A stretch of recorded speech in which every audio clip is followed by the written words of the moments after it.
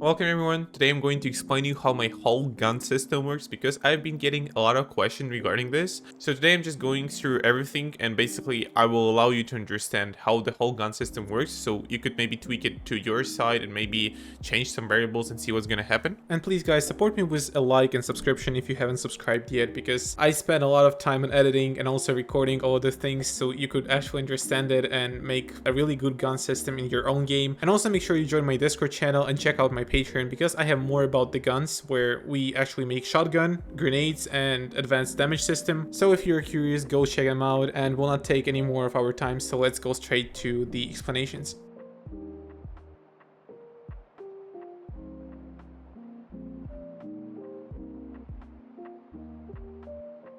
So first thing first, I want to discuss how our grabbing in VR pawn works. So we can go to our VR pawn and we can go to event graph. So we have two same actions that VR template provides. It's a grab left and right. So we'll go to get grab component in your motion controller, and in here we basically see this code. So I want to actually tweak it a little bit, and I will explain why. I didn't show it in the tutorial. So what we're going to do, we're going to our get curl grab component in your motion controller, and in here we'll just copy this code. Basically we'll return as it was before.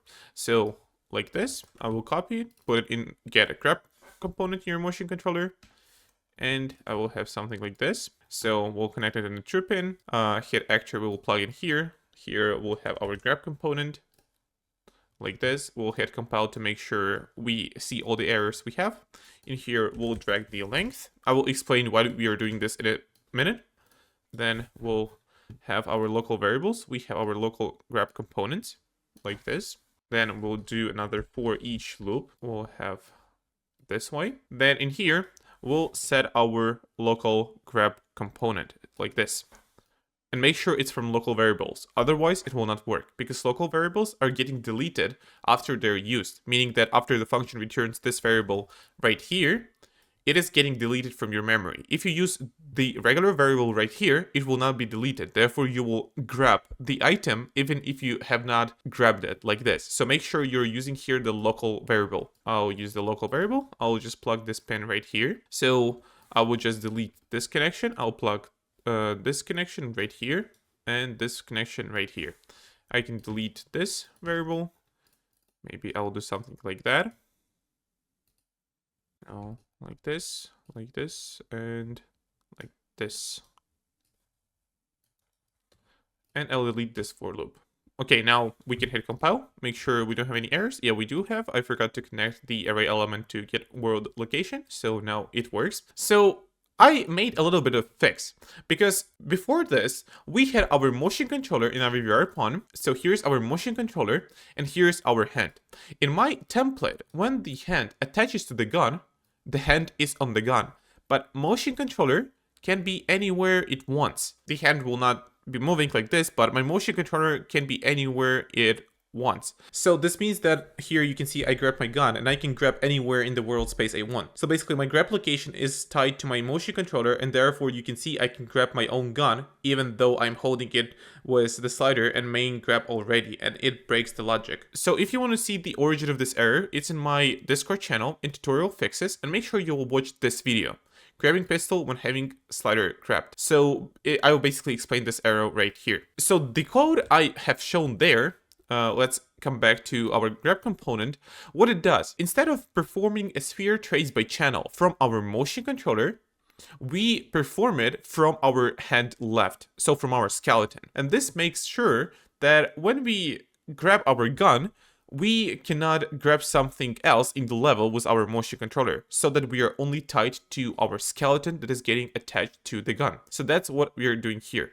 We are checking which hand we're grabbing it with. Then if it's left, we're choosing the left hand, and if it's not left, we're choosing the right hand. We're getting its world location, forward vector. Basically, we move the sphere forward along the hand. So forward vector is X vector right here. So this is the X vector. And we are moving our sphere grab from its origin towards our palm right here. So that's what this code is responsible for. Afterwards, after we got our world location of grab position, we are having our grab radius, it's 6 in my case, and we are tracing for grabbable. In my tutorial, when we were doing those tracing channels, we can go to project settings and to collision. So I'll look for collision right here. You will see that we have made some object channels for magazine and weapon. And also we have created another trace channel for our grabbable and co-grabbable. Where do we use those grabbable and co-grabbable? Every collision we have in our gun is responsible for grab bounds of that type of grab. So every collision you can see right here, I can highlight it, is used for basically grabbing our gun with different grab types. So for instance, let's look on our main grab collision. So if I scroll down, you'll see that it blocks channel grabbable. And we grab this gun with our grab button pressed on our controller. Our slider, if you have tried this gun system, is working with co-grabbable components. So you can see here we have co-grabbable. And if we click on our slide grab collision right here, we'll see that it ignores our co-grabbable. So by default, it ignores, but in the code, we make it blocking co-grabbable because we don't want to grab the slider if we have not grabbed our gun at all. So that's why it's ignored by default. But once we want to grab our slider, we set it to block. So basically I created those channels for our Unreal Engine to know which grab component I'm trying to grab. So grabbable is for our regular grab component that is provided by VR template and for our grab button on our motion controller. The co-grabbable component is for grabbing with our trigger button. That's where separation comes. That's why we need those two channels so that we could know. In our VR pawn here, we trace by grabbable, and in co-grab component, we trace by co-grabbable. You don't want to grab your gun and grab magazine instead of grabbing the gun, right? So that's why we make this separation. And coding them is actually identical. So what I'm explaining for grab component is the same for co-grab component. Now, once we got this in our head, I will go back to grab component. And also, I forgot to add one more thing. As you know, in our gun, there are two grab components. The first one is our main grab collision, and the second one is our secondary grab collision. You can see grab component as the same type.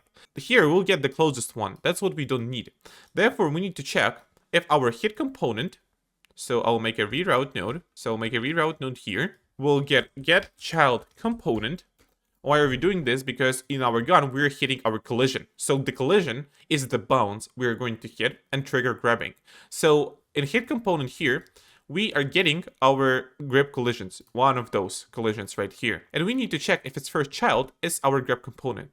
We are getting this grab component. And we need to check if it equals to the closest one. So like this. And afterwards, we'll get the branch right here. So sorry, I didn't say it in the first time. I hope you got it. Okay, now we continue. So in here, we check if we hit something. And afterwards, we are getting after we hit. We check if we have grab components at all. So if we do have, we assign all of the grab components in the array. Here, this function looks for the closest one. I mean, this part of the function. We are checking if our attached parent of the grab component is a collision. So here, we check if it's primitive component. Our collision box, collision sphere, and collision capsule are primitive components. Then we check if we're hitting the right one. And only in that case, we assign. And then we return this grab component here. So what happens next is that in our event graph, in here, we return this component and we try grab it. And now here we can see some booleans and it says fixes. That's for case that when you are trying to grab your gun and you're pressing two buttons at the same time, the grab button and trigger button.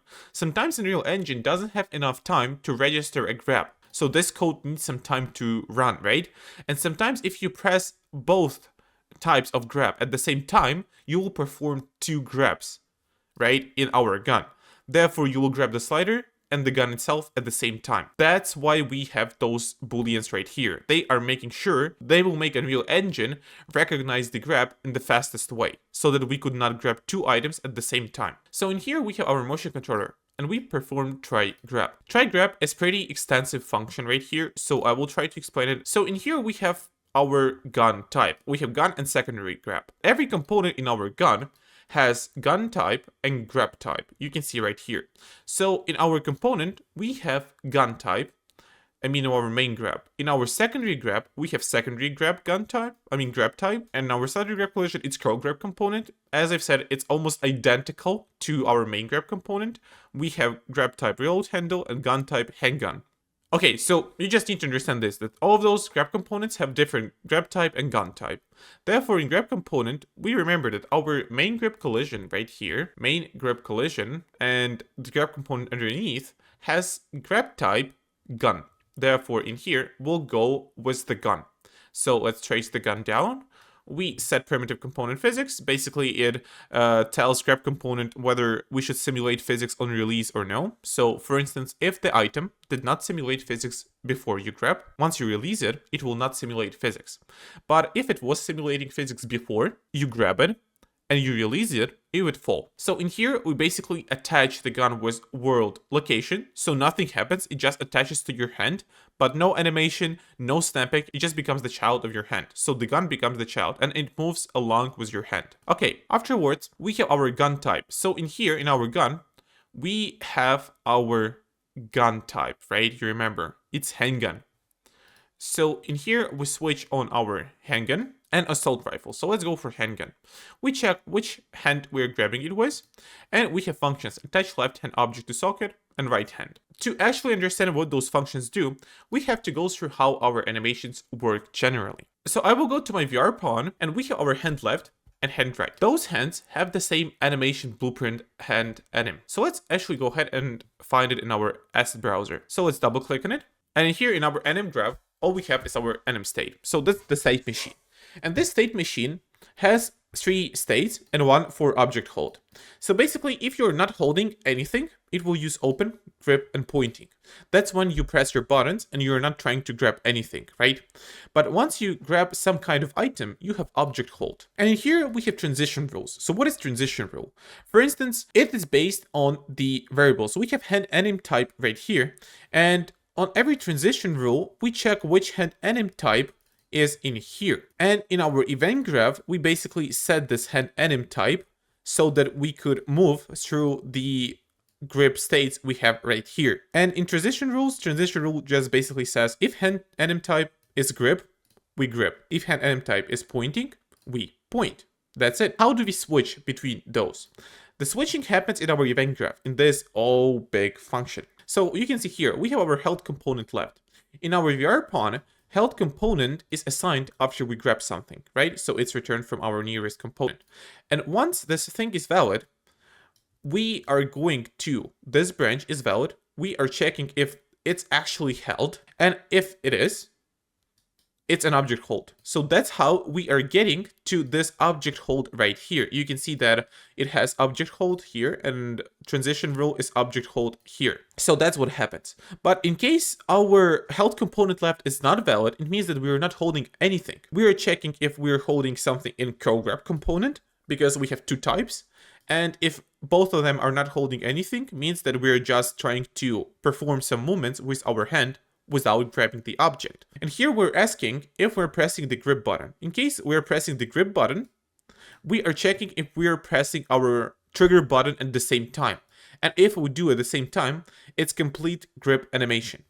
So you can see here, I have my grip animation. I will open it. So that's what happens when we press our all buttons on our controller. We have our all fingers in grip position.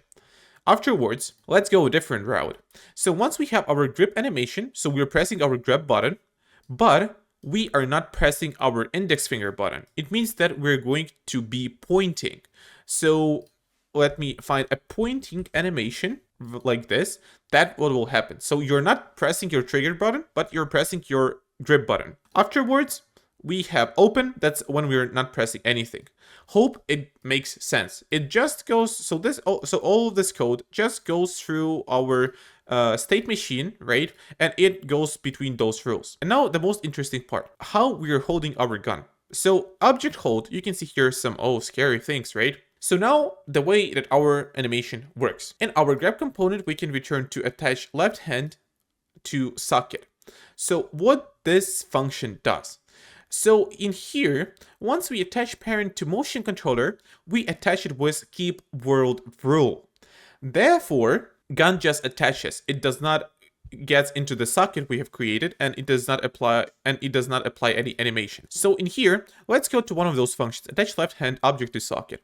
In here, we can get our left hand because we know that the left hand, because we have a division here, we check which hand grabs the gun.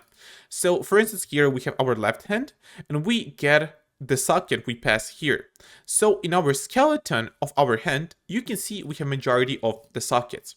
And for our main grip, it's a handgun socket. So if I add a preview asset, we're making the socket specifically for gun, handgun socket, right? And we created a specific animation called handgun. Handgun, this animation, you can see right here. So this socket, we pass to grab component, and it gets the gun. So attached parent is our gun, and it gets the socket rotation and location in the world space. So it gets this socket right here. So this point, you can see handgun socket, and it sets world location and rotation of our gun.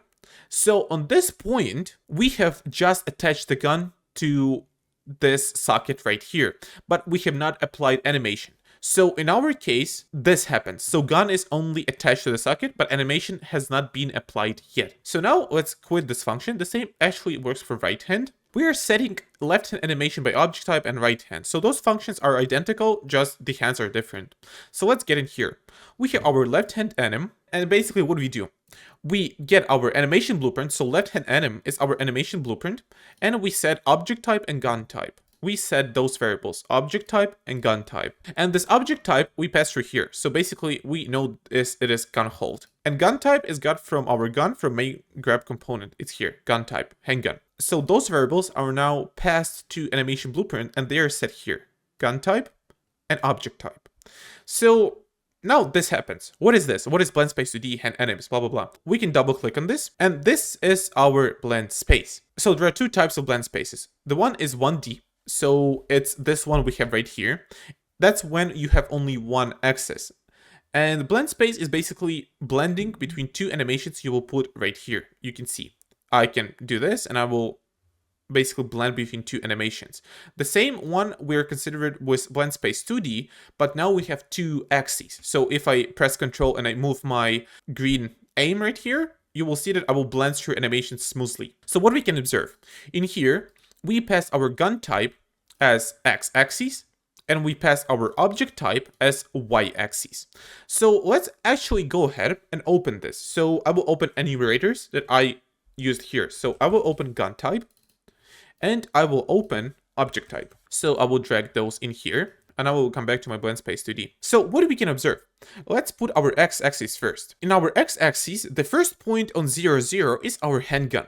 And all of the points above our handgun are those relative values. So if we look at handgun and gun hold, that's our main grip, the way we grab our gun, we can see that handgun is at 0's location, gun hold is at 0's location. Therefore, this animation here will be triggered 0, 0. Now let's move forward. We have our handgun and we have our magazine.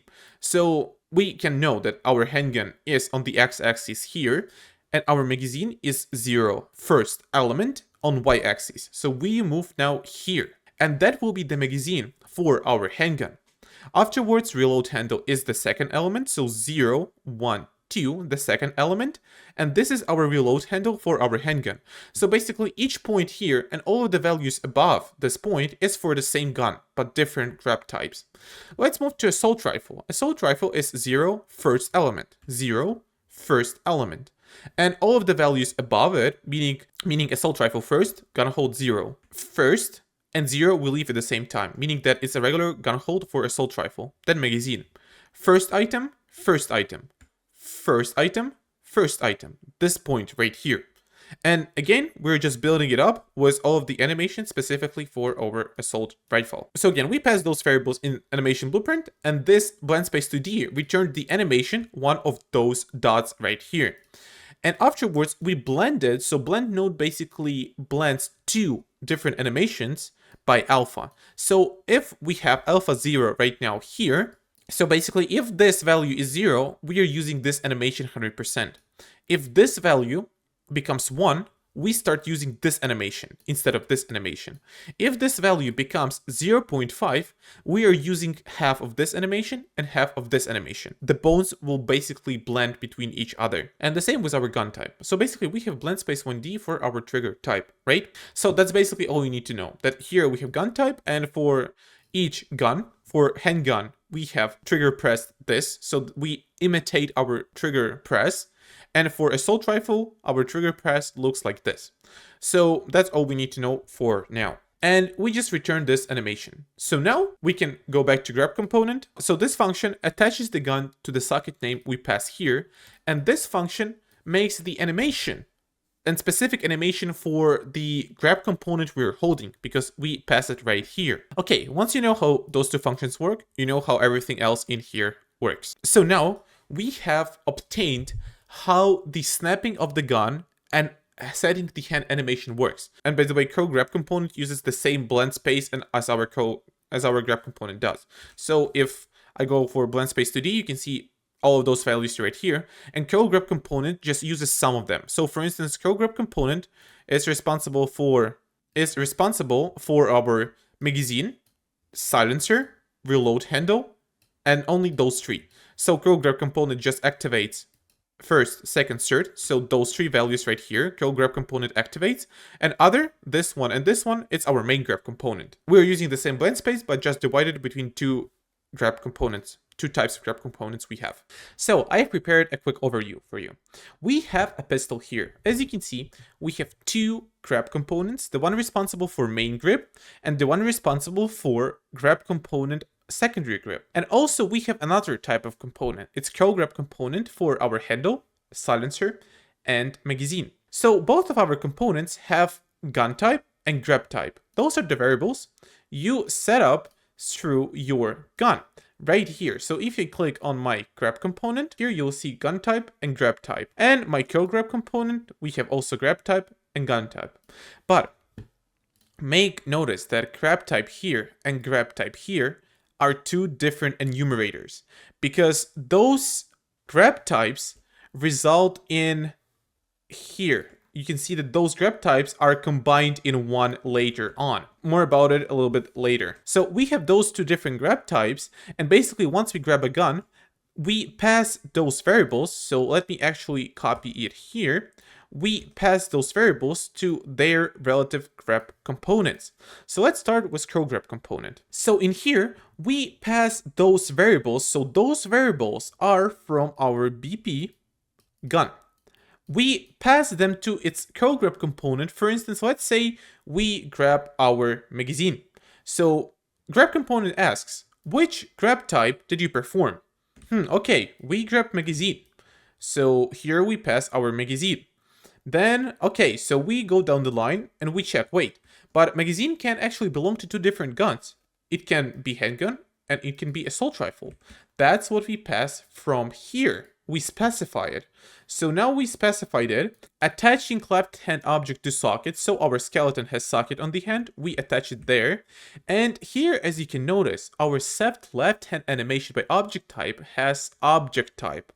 So this is the variable that is getting created and exists itself only in grab component. So it's not passed from gun. This variable is inside grab component. And after this function happens, you remember that this function right here gets our animation blueprint and passes this object type we passed right here. So in our case, magazine, and passes gun type also to this animation blueprint. So from here, we can see that we pass gun type and object type. As you can see here, object type, gun type. We pass it to our animation blueprint. And what is object type? Object type, as I've said recently, combines those grab types inside one whole enumeration. So you can see here, magazine, silencer, reload handle, grab, secondary grab. And here is all of those variables in one spot. Gun hold, magazine, reload handle, silencer, second grip. That's it. So it basically combines them in one enumeration. And the same happens with our regular grab component. We have same grab type, gun type. Here we do exactly same. So we take our secondary grab, we check which the secondary grab belongs to, which gun, and then do completely the same. We say like gun hold, and we pass the same variable in here. Afterwards, those variables, handgun, assault rifle, gun hold, and etc. are getting inside blend space 2D. So they are getting in here. So let me actually screenshot it and I will show you. So those variables are getting inside this animation blueprint. So animation blueprint then passes those variables. Let me make a little bit bigger. Animation blueprint passes those variables inside of here. And for instance, let's say we passed magazine and we passed handgun. So handgun is element 0, so element 0, and magazine is element 1.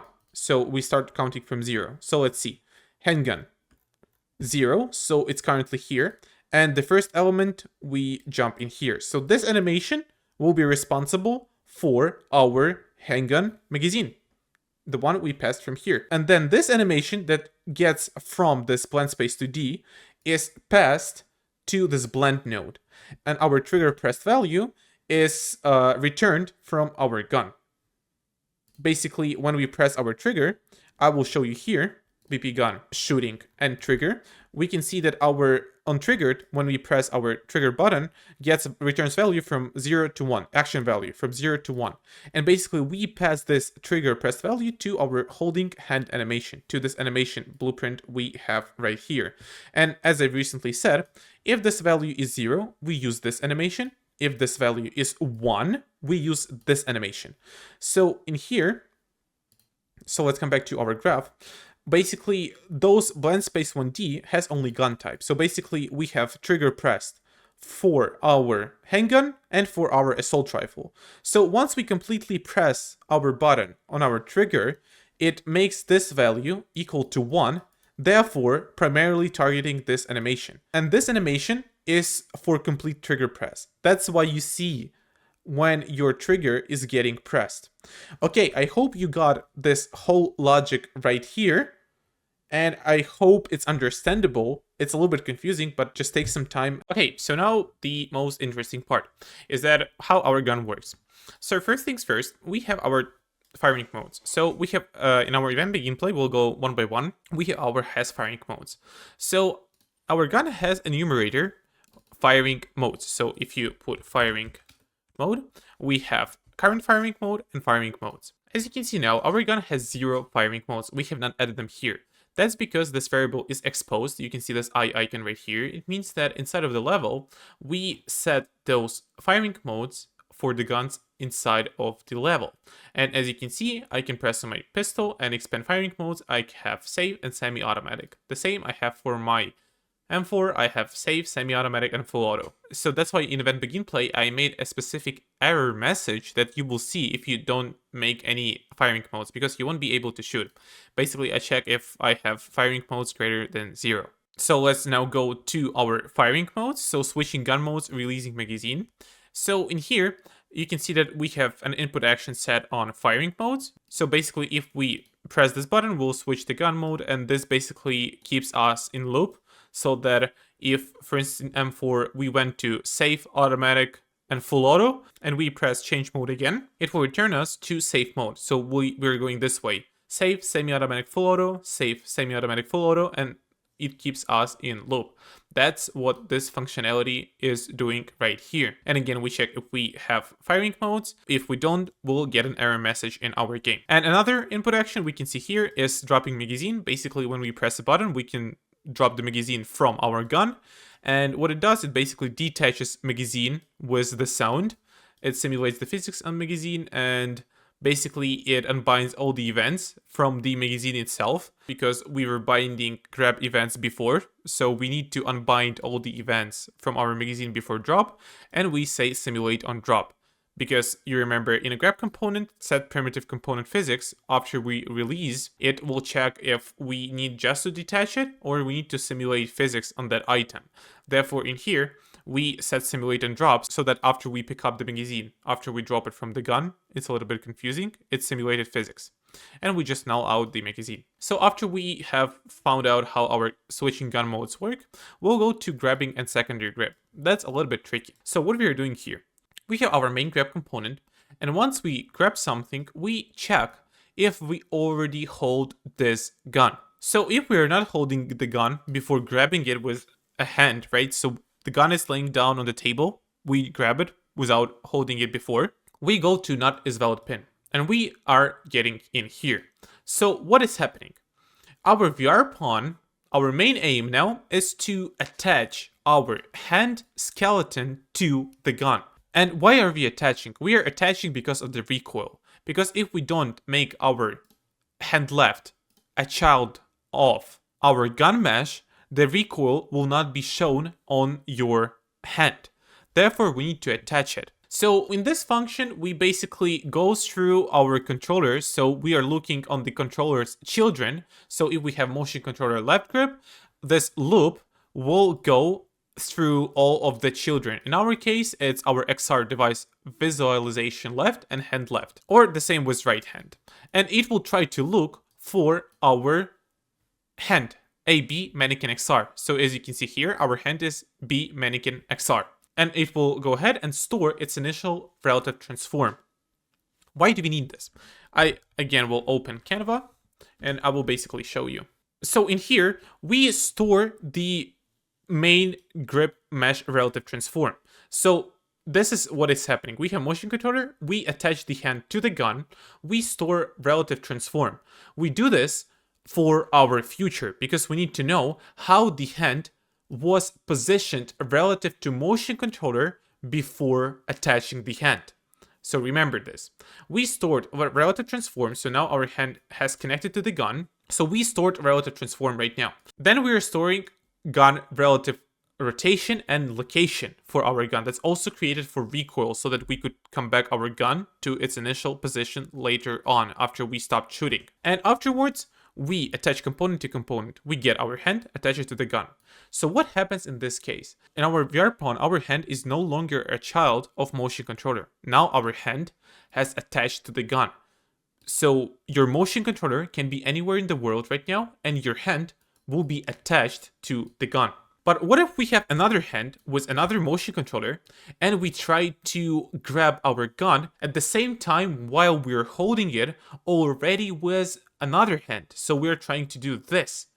So in this case, the prevention for any bugs is created here. We first have to return our main hand, that hand back to motion controller, and attach this hand. The way we are doing this is that those variables we created, we set relative transform of our hand currently on the pistol to its initial transform before grab, so that our relative transform becomes, for instance, 0, 0, 0, and our hand just snaps back to the motion controller. And afterwards, we remove the input mapping context from this hand so that we no longer could control the gun from this hand. And we go to the same function for attach main hand. So now we basically attach this hand instead of that hand. So again, when something was like that, so we already have our hand on our pistol, we want to grab it at the same time with another hand. This hand will snap back to motion controller and new hand will attach to the gun like this. Hope you got it. So that was this part of the function. Afterwards, let's expand it. What we are doing. So on the initial state, you can see our slider grab collision ignores our curl grabbable, our secondary grab component. Let me open the collision settings. Its collision ignores grabbable. We are doing this because we don't want to use the secondary grab and grab our slider when we are not even holding our gun. That's why by default it's set to ignore. So after we grab our gun, we are setting collision response to channel in both secondary grab and slide grab to block grabbable and curl grabbable respectively. That means that now, once we grab our gun, we are able to interact with the slider because it blocks the curl grabbable, and we are able to interact with secondary grip collision because it blocks grabbable. Afterwards, we are getting holding hand animation, so we're getting the animation blueprint. That's for our trigger, so we're getting it once we grab the gun, and we basically enable gun input, so we could be able to shoot. Now let's go to undropped. So on dropped, we attach main grip hand mesh to its controller. So for instance, in here, once we, let me actually put it this way. We are currently in that case when our hand is holding our gun. Once we release it, we attach hand back to motion controller by setting its relative transform to the one that was before grabbing. Afterwards, we check if before we had our secondary grip motion controller on the gun, because there might be a case where we grab our gun and we are holding our gun from the bottom. That's a secondary grip. So we are holding our gun with two hands. And in case our secondary grip motion controller, meaning our secondary grip, is active while we drop our main grip, we'll have to attach secondary grip mesh to back to its controller. In case we are dropping our gun with our main grip right here, our secondary grip is still there. So we need to attach secondary grip mesh back to its controller too. So we'll have something like this. And in case we're not holding, we just drop our main hand like this. So it's not valid. So here we basically pause the timer. So the timer is responsible for orienting our gun with double-handed grab. So when we are holding our M4, we have its orientation and it works every tick. So basically it aligns your gun when you're holding it with two hands. And here we just pause this timer because we no longer want to hold our gun with two hands and basically align it. Afterwards, we clear the references, we get rid of the variables we had before. Once we grabbed our gun, we set all of the collisions of our slider and secondary grab to active, but now we have to set them to ignore so that we could not grab our gun from the slider and from the secondary grip collision. So the only thing we could do is to grab our gun first. And then we just remove the mapping context from shooting our gun. Okay, in here, so now we attach secondary hand mesh to the gun. It's regarding our secondary grab. But here is a little difference. If you click in here, you will see some more additional code. So what this code does, here we do the same. We store secondary grip hand mesh. That's for detaching our hand. And you can see that we have our secondary grip left and secondary grip right. So those are those skeletons right here. So secondary grip left, secondary grip right. I'll make them visible for now. And as you can see, this is the location where our hand has to snap so that it looked like we're holding it with our secondary grip. We are checking which hand we're grabbing our secondary grab component with, and we're choosing the respective hand from those two skeletons. And we are attaching our hand mesh from our motion controller, from VR this hand mesh, to our secondary grip hand mesh that is located right here. And that makes us grabbing it with secondary grip. We store the same variables initially as we used with our hand, because that's for recoil, because we need to return our gun after it was getting recoil to its initial position. That was the adjustments. This code was not in the tutorial. It's in the fixes, but you can download this project. After when we have grabbed it with two hands, we need to orient our gun mesh. So this code basically orients our gun with our two hands every tick, and that's where this timer stops in here. Then when we drop, so once we release our secondary grab, we attach secondary grip mesh back to its controller and align gun with primary controller. So what is happening here? We detach our secondary grip mesh. Then what we do? We align gun with main motion controller. And this variable in here, original gun relative rotation, we stored when grabbing a gun. This one. So in here, we basically set the gun back to its initial rotation so that it aligned only with one hand, and afterwards we just detach this second hand. So basically we attach hand back to its motion controller and we align the secondary hand with its initial relative transform.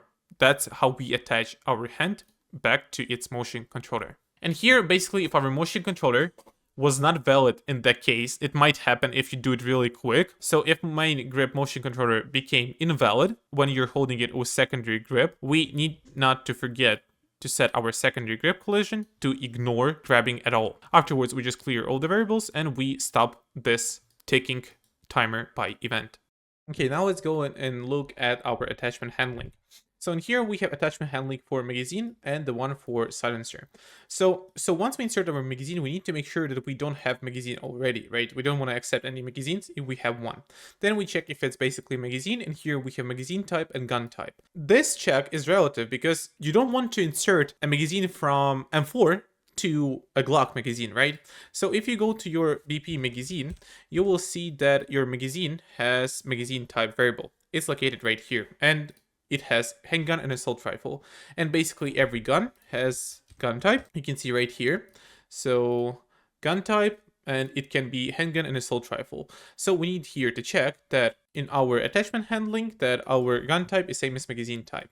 Then we check if we're holding our magazine with our curl grab component, and afterwards we set our magazine as magazine of the gun. Then we set simulate physics to false, because once the magazine is in the gun, we can either pick it up or we can drop it. Once we drop it, you remember that we set simulate on drop to true. And here we basically simulate it to false because we need to turn the physics off before insertion. Afterwards, we play in sound, and afterwards we release it from the hand. So we need to release the magazine from the hand before attaching it to the gun. Then we bind on grab. So that's in case, so this functionality right here will happen once you decide to get the magazine manually from the gun. And in that case, you will simulate on drop, because once you pick up magazine from gun and you decide to drop the magazine, you want the magazine to actually follow the gravity and fall down. And we need to unbind all events from grab, because if you don't do this, this piece of code will be triggered every time you pick up the magazine, and you will not be able to insert it into the gun. So that's the essential part. Afterwards, we set timer. This timer basically attaches magazine to our gun. Smooth interpolation. We can see here that it reached its target position with its current position. We check if it's true, and after it's true, we finally attach magazine and pause timer by function name. So we pause insertion. And completely the same as with our silencer, but in here we just add additional boolean for silencer attached. We need this for sound effects in our gun. And here we do completely the same. Okay, after we have done this, let's go for our slider grab. So in our slider grab, it's a little bit interesting and hard. I will not go into hard concepts, but I'll explain you as much as I can. So in here on grab, we basically attach hand to slide.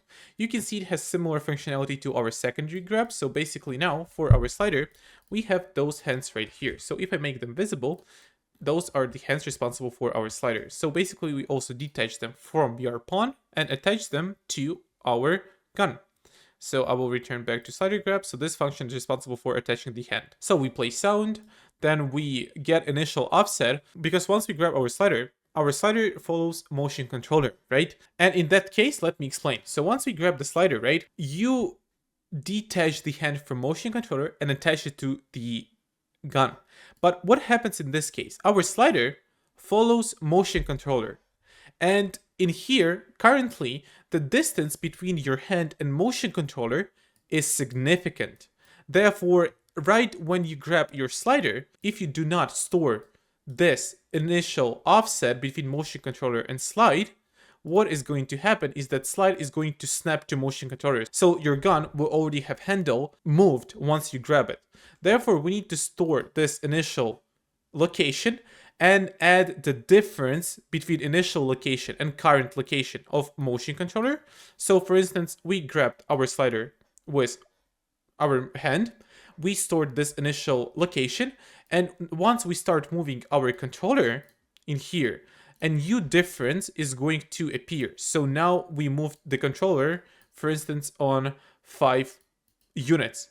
And this difference from 5 units and initial offset, we need to add to our slider, also 5. And that will create the slide effect that we want to achieve. We want to grab it, and only once we start moving our motion controller, our slide will start moving. So that's why we do this code right here. Then we set timer by event, and basically we start ignoring main grip collision. So this is created for accidentally grabbing gun when holding a slider. So once you have your hand on your slider here, and if you decide to grab, you remember we have sphere trace by channel. And basically this sphere trace by channel can overlap with main collision. That's what we want to avoid, because you don't want to grab your gun with the same hand that is holding the slider. It's weird and it's going to cause issues. So that's why we are doing this in here. Then basically we check if our current slide offset is lower than equal to distance to activate slide smoke. It's when you shoot a bullet and you decide to take slide and drag it towards you, the smoke from the slide will be released. It only happens after you shoot a bullet. So this is this boolean right here. So you can see that we are playing the smoke effect. And here we're doing do once because this code right here, as you can see, triggers every 0.01 second. That's why we need to play this code only once. And the second execution pin right here, it makes sure that this function afterwards, this collapse node will trigger every 0.01 second. So everything here on the top will trigger once, and everything here on the bottom will trigger every tick. So now we come here. We check conditions for our sound effects of slider. So basically, if our current slide offset has achieved its max distance and it has not reached its lock position, we need to play lock position sound. That's what we do here. It's cocked sound. The gun has cocked. And in here, we basically check. If we have magazine, so in this case, our slide has moved in here. So this is our 5. This is max distance our slide can go in that direction. After the slide is in here, I will make double screen. We check if magazine is valid. So in case magazine is valid, we need to check if it's empty. In case it's empty, we're going to shoot dry fire. It's logically. So if magazine has no bullets, we need to initiate dry fire, and we need to tell the gun that bullet is not ready to be taken from magazine. But in case our magazine is valid and it's not empty, we need to take the bullet from magazine. So we set the dry fire to false, and we tell our gun that bullet is ready to be taken from mag. And we basically ask if the bullet is already in the chamber. So that if your bullet is already in here, right, and you want to take another bullet, so we'll spawn the dagger system that will actually eject the bullet from our muzzle. But in case chamber doesn't have bullet and we take the bullet from magazine, this bullet right here will become right here. So that's the logic. That's the how actual gun works. And we basically play haptic effect to let the user know that we have taking the bullet inside, and we basically move the handle with our current slide offset. That's basically the handle movement in both sides. Okay, this code right here. So this code is responsible for manual reloading. What I mean by manual is that usually when we cock our gun, we put the slider here and we release it so that it went back itself. But what if we do it manually? We put the slide manually this direction as we usually do, but then not releasing the slide, we will manually put the slide back to its initial position. That's why we need to show the bullet inside the chamber that has been picked up from our magazine manually. So this code is responsible for that occasion. And basically, once we release our slider, we detach hand from slide, so we just return it to its relative transform back. Afterwards, we clear out some references. And here we have a threshold that basically checks when we want to play the sound. Because if you decide to release the slide, if you put the slide not 5 units, for instance, but you put the slide maybe 1 unit, and you decide to release it just a little bit, you don't want to make this sliding sound, right? You want to omit the sound because the distance is that small that no sound should be played. That's why I encountered for that.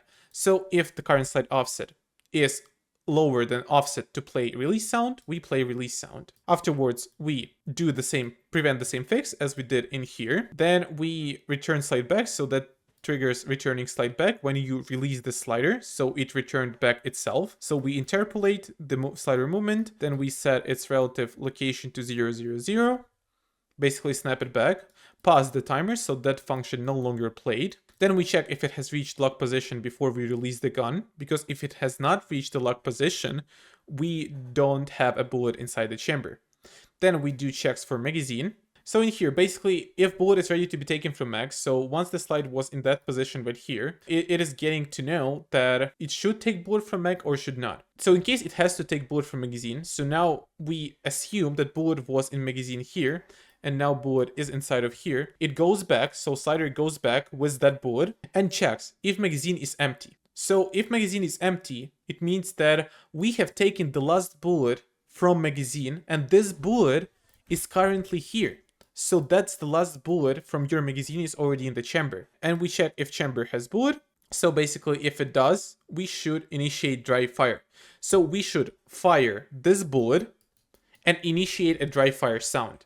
So basically, we have this bullet here, we shoot this bullet and set visibility to false. So now we no longer have this bullet in our magazine. We say chamber has no bullet and has not reached lock position. And in case our magazine is valid and it's not empty, we remove round from magazine. So our magazine had rounds and we put 1 round here. So slider already brings 1 round to the chamber. We have to remove round from magazine because the round was grabbed from magazine, and set visibility of the round to true so that we could see this round right here and set the chamber has bullet. Okay, that was a pretty a lot of talking right here. So that's how our slider logic works. You can trace this. This logic is based on real application of Glock. So how the basically bullets work. Okay, now is the time for shooting. That's the last thing we're going to discuss. So in here, you can see we have two input actions. We'll look on the left hand because right hand is the same. So once we hold our gun, we are able to press the trigger because in our grabbing, we connect IMC context that includes this input action right here. So this input action triggers every time you press the trigger. Throughout the period you press the trigger, you're getting your action value. So if your trigger is not pressed, action value is 0. If your trigger is pressed, action value is 1. That's why we enter this function. And in here, we check if current firing mode is anything else except for safe. Because once it's safe, we don't want to move our trigger at all. But in case it's not safe, we set our action value left and we set holding hand at him, our trigger value pressed. So basically in here we use this variable, we set it to 1, and it means that this animation from blank space point D will be triggered. And if it's handgun, this animation will already illustrate us a trigger pressed animation. And afterwards, we set our trigger relative rotation by our action value left and trigger final possible rotation. So our trigger final possible rotation, let me see the default value. I'm curious what default value we have. We have minus 23 degrees. So our trigger can go from its initial rotation 0 to minus 23 degrees. It's around this value right here. And we basically set it through our lerp rotator. So we base our action value left. So if it's 0, trigger is at rotation 0. If it's 1, it's going to use the rotation from this variable, minus 23. Afterwards, we have a special threshold. So for instance, if our action value left, meaning how hard we press the trigger, is higher than 0.8, it's almost when we press the trigger, we initiate trigger past threshold, meaning that we should make a shooting. So otherwise, if it's cancelled or completed, so meaning that we have released our trigger completely, we also check if it's not safe. We set action value to 0, we set holding hand anim to 0, this value right here, and we set that trigger has not passed threshold. So 2 cases. And also, if action value left is less than fire threshold, we also say that trigger has not passed threshold. So now we come out of this function. So everything after is triggered every tick. Therefore, let's go for shooting. So here we must do a sequence because in my new fix, I've implemented a function that aligns gun to its initial position after done shooting. It's made to prevent our gun look weird after recoil. So after recoil, gun should be aligned with the initial position. Therefore, this whole function aligns our gun to what it was before recoil. So you must understand this. So in here, we basically reset this node so that we could be ready to activate this function again after we are done shooting. So we started shooting, and we are done shooting, this function activated only once. Because as I said earlier, everything after those collapse nodes is triggered every tick. Therefore, we need to ensure that gun is aligned only once after you are done shooting. So then we check if we have firing mode, again prevention. We get our current firing mode, and let's look at our semi-automatic. And here we have our Boolean variable trigger pressed. Since everything here triggers every frame, in our semi-automatic mode, we need to shoot only once per click. Therefore, we set this variable to true. We shoot 1 bullet, so we shoot only when trigger pressed is false, and after we shoot, we set it right away to true. That ensures that we shoot only 1 time, while all of this functionality before triggers every tick. So we come into our perform single shot. So in here, we are asking if our chamber has bullet. If our chamber does not have bullet, right away dry fire. If our chamber has bullet, we need to see if it's the last bullet or it's not the last bullet. So in case magazine is empty, it means that it is the last bullet we are shooting. And in case magazine is not empty, it's not the last bullet. Here we check if we have released the slider. It's just a prevention from shooting when you're holding a slider. And afterwards, if it's not the last bullet, so magazine is not empty and we have chamber and we have bullet in the chamber, we remove round from magazine, perform line trace, store gun location and rotation. That's for recoil. And we go on the bottom row. And what our bottom row does, it just visual effects, it checks if the silencer is attached or no. Then it completes full slide animation using this timeline and applies recoil. Afterwards, it says ready to play smoke effect, this function is, this boolean is used in our slider. So it's this variable right here. And afterwards, it plays full slide animation. So again, in here, we are going on the bottom row. So this function I will highlight in here is all for the full slide animation. So that's when we are shooting, not the last bullet. But once our magazine is empty and chamber has bullet, that's when we are shooting the last bullet. Therefore, we are going on the top row. And the only thing top row differs is that it performs half slide animation. And here we have full slide animation. Afterwards in here, also the difference is that we align gun to initial position after done shooting. This is this function right here. Because if you have a huge recoil, the timeline will not have enough time to return your gun to initial position. Therefore, you have to set it manually. And after you release the trigger, this function triggers again. So aligns maybe twice the gun, but you will not notice it. So now we have full auto. Full auto is the same. So we are shooting from our gun if the chamber has bullet. And we are setting timer by event in fire bullet. So basically it's a lot of single shots. Full auto, it's a lot of single shots. And in here, you can see that we pause our timer only when our trigger has not passed threshold. If trigger has passed threshold, we shoot automatically. If trigger has not passed threshold, we are not shooting. And here we do it only once because we don't want to set a lot of timers in like every tick because it will crash your game. So that's why we have do once here too. And we need to look on that function right here. So in case we're doing the single shot, right? If you have a single mode, you shoot and you need to cog the slider again to shoot again.